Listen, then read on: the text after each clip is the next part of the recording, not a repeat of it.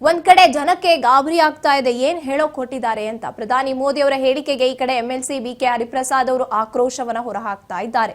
ದೇಶ ಅಧೋಗತಿಗೆ ಬಂದಿದೆ ಅನ್ನೋರು ಯಾರಿಗೂ ಕೂಡ ಗೊತ್ತಿಲ್ಲ ಅಂತ ಹೇಳ್ತಾ ಇರುವಂತದ್ದು.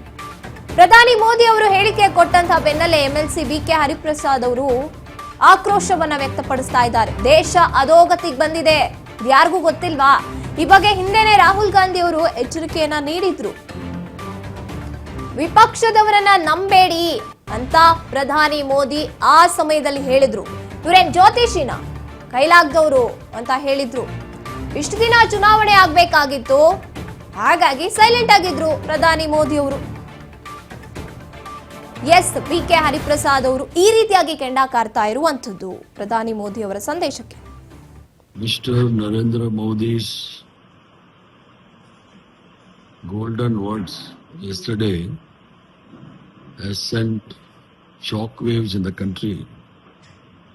The man who is advising the Indians to forego use of so many other things, to lessen the foreign tours, to reduce the use of petroleum products. Before advising the nation, before preaching, he should practice in his life.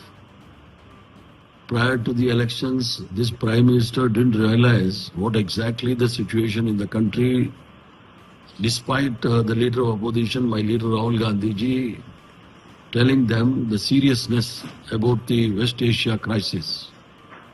Now he is advising the nation to reduce all their utilities and use in their daily life, and he has advised the public not to buy gold.